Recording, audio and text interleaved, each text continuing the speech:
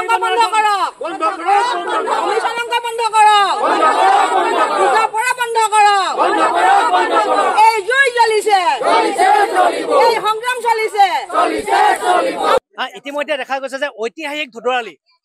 ধুধৰালি এটা ব্যস্ততাপূৰ্ণ পথ এই পথটোৱেদি সকলো জিলালৈ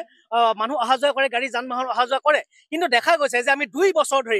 ধৰি আজি প্ৰতিবাদ কৰি আহিছো আমি কৃষক মুক্তি সংগ্ৰাম সমিতি সদৌ অসম মহিলা সমিতি সামগ্ৰী যুৱ সমাজ আমি প্ৰতিবাদ কৰি আহিছো কিন্তু আমাৰ প্ৰতিবাদলৈ কিন্তু গড় কাটনি বিভাগ বা লোক নিৰ্মাণ বিভাগে কোনো কেৰেপে কৰা নাই মুহূৰ্তলৈকে দেখিবলৈ পোৱা গৈছে যে ইতিমধ্যে আমি গম পালে শিৱা হালালকা নামৰ যিজন মানুহে ইয়াত ঠিকা পাইছিল তেখেত ইতিমধ্যে ইয়াৰ পলাই পত্ৰং দিলে তাৰ পিছত গড় কাটনি বিভাগৰ নেতৃত্বত কিছু টকা আহিছিল যে ৰাস্তাটো গাঁতবিলাক পুতিব লাগে কিন্তু সেই টকাৰে তেওঁলোকে একো কাম কাজ নকৰিলে গোটেই টকা গড় কাটনি বিভাগে আত্মসাৎ কৰিলে তাৰ পিছত ইতিমধ্যে আমি গম পালো যে পুনৰ এই ৰাস্তাটো আবণ্টন হৈছে কিন্তু এই মুহূৰ্তলৈকে ঠিকাদাৰ আহিছে বুলি আমি গম পাওঁ কিন্তু ৰাস্তাটো নিৰ্মাণ কৰা আমি দেখিবলৈ পোৱা নাই দৈনিক ইয়াত দুৰ্ঘটনা হৈছে দৈনিক ইয়াত স্কুলীয়া ছাত্ৰ ছাত্ৰীৰ দুৰ্ঘটনা প্ৰতিৰোধ হ'বলগীয়া হৈছে ইতিমধ্যে মৃত্যু মুখতো পৰিছে ইয়াৰ যিবিলাক নিম্ন মানদণ্ডৰ পুল বনাই থৈছে ভগ্নাৱশেষ হৈ আছে তাত মানুহৰ এক্সিডেণ্ট হৈ মৃত্যু মুখতো পৰিছে তথাপিতো কিন্তু গড় কাটনি বিভাগৰ এই মুহূৰ্তলৈকে কোনো খা খবৰ নাই আৰু গড় কাটনি বিভাগৰ শুই থকা ইতিমধ্যে দেখিবলৈ পোৱা গৈছে শিৱসাগৰ গড় কাটনি বিভাগৰ অনুপম হাজৰিকা নামৰ যিজন ধুৰ আছে আৰু শিৱসাগৰ নাজিৰাৰ যিজন মনদীপ দিহিঙা নামৰ গড় কাটনি বিভাগৰ ধুৰ আছে এই দুইজন ধুৰে লগ লাগি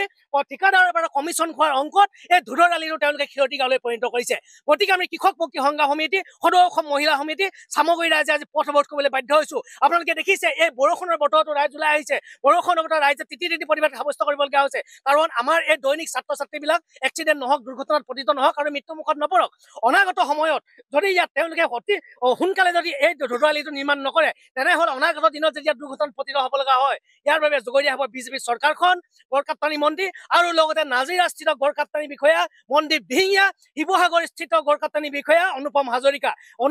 আৰু মনদীপ দিহিঙীয়া ইয়াৰ বাবে দায়ী হ'ব অনুপম দিহিঙীয়া আৰু মনদীপ দিহিঙীয়া ডাঙৰীয়া কৈছো কমিশ্যনৰ অংক খাবলৈ তোমালোকে এৰা আৰু আমাৰ যিজন বিধায়ক আছে আমগুৰি সমষ্টিৰ বিধায়ক প্ৰতিভা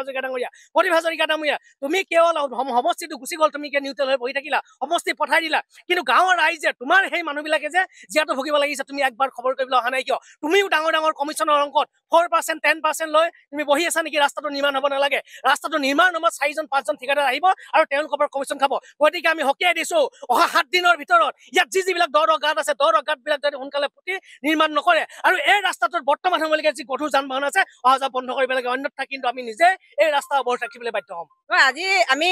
ঐতিহাসিক যিটো ধুধৰালি তাৰ যিটো জৰাজীৰ্ণ অৱস্থা তাৰ বাবে আমি আজি সকলো ৰাইজ ওলাই আহি পথ অৱৰোধ কৰিব লগা হৈছে আমাক নিৰ্মাণ অতি লেহেমীয়া গতিত আগবাঢ়িছে আচলতে ইয়াত আমাৰ কমিশ্যনৰ অংক হৈছে আমি সকলোৱে জানো যি হ'ল ঠিকাদাৰ তেখেতৰ দুৰ্নীতিগ্ৰস্তসকল ইয়ালৈ আহিছে আৰু বিভাগীয় কৰ্তৃপক্ষ আৰু দুৰ্নীতিগ্ৰস্ত ঠিকাদাৰে মিলি আমাৰ এই ধুধৰালিটো ক্ষতিকাৰী কৰি পেলালে এটা পইচা পোৱা আচলতে ক্ষতিকাৰী আমি সকলোৱে বুজি পাইছো কি ক'ব বিচাৰিছো আৰু আমি ৰাইজ সদায় এনেকৈ শান্ত হৈ নাথাকিম যিহেতু আমাৰ যিটো ৰাস্তা হ'ল তাৰ কাৰণে আমাৰ জনসাধাৰণ অহা যোৱা যথেষ্টখিনি সমস্যা হৈছে যিখিনি আমি প্ৰকাশ কৰিব নোৱাৰো আমি যে ঘৰৰ পৰা ওলাই আহো যে ধুনীয়া নোহোৱাকে যে আমি ঘৰ সোমামগে তাক আমি আশা কৰিব নোৱাৰো ল'ৰা ছোৱালী স্কুললৈ সদায় অহা যোৱা কৰিছে প্ৰত্যেকে ভাবি আছে ল'ৰা ছোৱালীকেইটা কুশলে মংগলে ঘৰ আহি পাবহি নাই মেডিকেল যাবলৈ মানে ৰাস্তা নাইকিয়া হ'ল চব ঘৰতে ভিতৰত সোমাই আছে ৰাস্তাটোৰ কাৰণে কিন্তু আমাৰ এই ধুধৰালিটোত 3জন বিধায়কৰ অধীনত আছে অখিল গগৈ ডাঙৰীয়া প্ৰদীপ হাজৰিকা ডাঙৰীয়া আৰু আমাৰ দেৱব্ৰত শইকীয়া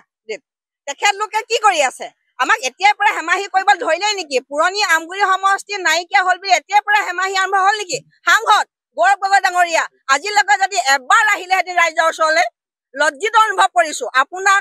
শিৱসাগৰ ৰাইজে যি ধৰে আপোনাক ছাপোৰ্ট কৰিছিল আশীৰ্বাদ কৰিছিল আপুনি কি কৰিলে এটা সমস্যাত আপোনাৰ সোমোৱা দেখা নাই অকল ৰাজনীতি কৰিলে নহ'ব আমি ৰাইজৰ সমস্যা সমাধান হোৱাটো বিচাৰিছো আৰু ধুধৰালি অতি শীঘ্ৰে নিৰ্মাণ কৰিবলৈ আমি বিভাগীয় কৰ্তৃপক্ষক অনুৰোধ জনাইছো